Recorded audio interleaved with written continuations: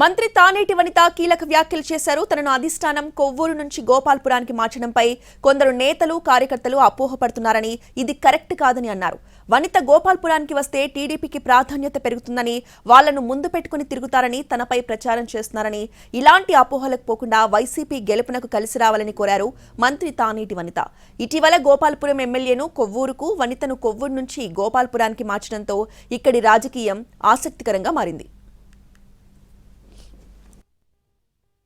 మాధవ తలారి వెంకట్రావు గారు ఇక్కడ కష్టపడి పనిచేస్తున్నారు కనుక 5 సంవత్సరాల కాలంలో ఆయన కష్టాలంతా కూడా నేనేదో దోచేసుకున్నట్టు లాగేసుకుంటున్నట్టు కొంతమంది ఫీల్ అవుతున్నారు. దయచేసి అలా ఫీల్ అవ్వద్దు. నేను ఎక్కడా కూడా దోచుకునే ప్రయత్నం ఎక్కడా చేయలేదు. నేను మీ అందరికీ తెలిసి 5 సంవత్సరాల కాలంలో ఈ నియోజకవర్గానికి రావడం కూడా చాలా తగ్గించేశాను. ఎందుకంటే ఇలాంటి అపోహలు వస్తాయని దూరంగా ఉన్నాను. నా మీద కొంతమందికి కొన్ని అపోహలు, అభద్రతా భావనలు ఉన్నాయని కూడా నా దృష్టికి వచ్చింది. అంటే గతంలో నేను 2009లో ఈ నియోజకవర్గం నుండి టీడీపీ తరఫున పోటీ చేసి గెలవడం జరిగింది.